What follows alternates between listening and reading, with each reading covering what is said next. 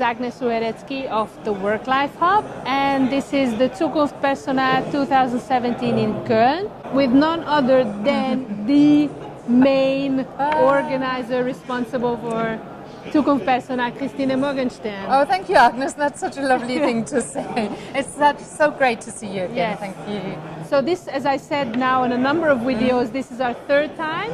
It is. It's getting bigger and more exciting. The HR people and the visitors are asking more and more mature questions. All right. Well, that's wonderful.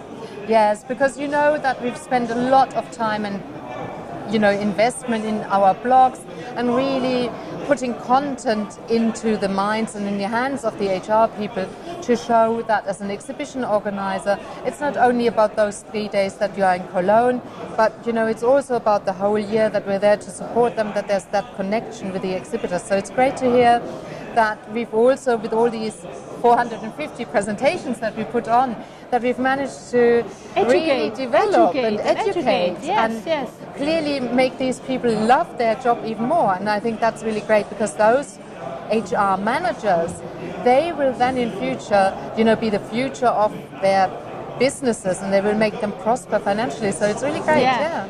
Do you have some figures already about 2017, about the number of exhibitors? I know the only thing that I know is also looking at the startup village here. Yes. Which has in the 3 years has grown, exponentially, and you couldn't even give place to half of the people who applied. I know. Well, in total, did you count them? No. I don't think you did, because you can't manage. In total, it's 97 young entrepreneurs who are here, and they're having these battles between each other. So there's 97 companies, and they're really having to pitch and win the heart of the visitors. And I spoke to some of them, and they're really excited, because for some of them it's the first time that they are at an exhibition and that they're really interacting with their buyers, with their potential customers. And so it's great getting to the see market, all the innovation, right? Getting in touch with the market, And you see the people from upstairs, of course, the grown-ups, they're coming downstairs as well, and they're looking, what are they, the young kids, what are they doing? How do they do things? So I think in total we're here as a marketplace, and we're really developing not only the startups, it's like nearly like giving them their first feet to stand on, but it's also giving new existing businesses new ideas. So, we've got the HR Innovation Award that now gives awards to grown-ups and startups, and we had 100 applications there, and we have 97 startups here, and in total, this year we're up to 770 exhibitors. Wow, that's amazing. It's a lot, and we have stopped counting all the presentations. It's too many. We still say 450, over 450. I'm sure it's more than that. Yeah, what really strikes me compared to last year or the previous years is a lot on AI. Yeah. A lot more also on robotics. A lot more on intelligent machines, working. But the other overwhelming constatation, I think, probably as we were coming out of the economic crisis, is recruiting, talent shortage, huge issues. Yes, and of course, artificial intelligence and machine learning, machine thinking is so important in recruiting as well, and that you see that those companies are also going to use that level of technology, because everybody was speaking about big data and how do you make sense of big data, and as an individual human being you will not be able to make sense of big data. And so the artificial intelligence systems, when you ask Siri, they make sense of a lot of data, so the more often Siri gets asked things, the more they learn, and that is the same of course for recruitment. So in the future all these companies will offer solutions that will really be smart enough to read the whole internet, everything that's going on, and make sense for the businesses out of that data. So I thought before we came here, I thought artificial intelligence, that's robots and there's some machine coming in, and it's not. It's just smart technology making sense of that world.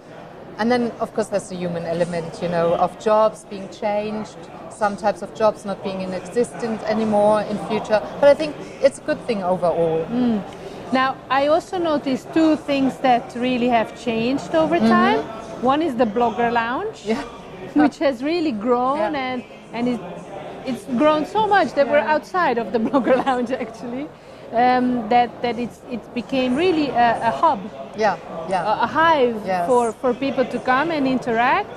And the other one is the future workspace, and from humidifiers to standing desks to all sorts of really cool things. So was this also what you have experienced in the application process, that the number of people who were interested in that has grown? Well, as a matter of fact, you might have noticed the special shows that we've implemented. So now we have a special show.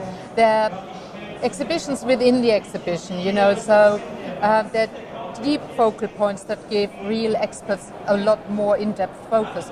So we have learning and gaming, so that's going to be about learning, gamification and the use of modern technology, also, you know, virtual reality. There's going to be corporate health, so it's about the health and the well-being, and the special show startups that we have. And next year we'll have a special show that's to do with employer branding, employee engagement. So we will have a special focus point next year just for that topic. Now you see, of course, everything related to HR. You really have this helicopter view, right, on the whole sector. What would your advice be to HR managers? What is the thing to watch? What they should be mindful about? Well, probably difficult to say one, but I would pick, maybe because I've been influenced today, I think it's look after your talent pool. Make sure that you look after the people who worked for you in the past, that you stay in touch, that you know those are people who know your company, you know them. And you know, it might well be that somebody left at some point in their lifetime because they were planning to start a family or they moved somewhere else. But somewhere down the line, these people, they're there for you and you can tap into that. And I think that is key. You know, look after your employees so you don't lose them. Even when an employee leaves, you know, make sure you stay in touch. And really just look after your talent pool, build it and be clever about it. I think that is going to be quite key. Almost like a re-evaluation, but definitely an increased value on your talent, on the humans, on your employees. It's no longer a disposable asset. It's really value, and that's great. That's actually really great to see. You know, it's worthwhile investing in people, and I think that's why all the exhibitors are here. They're here to support you, and they give you tools to do that. It's not all in theory. You know, there's solutions for small business, for medium-sized business, for very large companies, and they're out here. So it's just a case, come here next year, you know, when we're here from the 11th to the 13th of September. And have a look around and buy some products and get advice. So I think that's the key thing. Well, thank you so much, Christine. Thank you for the opportunity to be able to be involved in this. It's exhilarating. It's really frontline HR developments and trends. And so we will be publishing these interviews and also go on worklifehub.com for more content related to HR. Thank you very much. Thank you.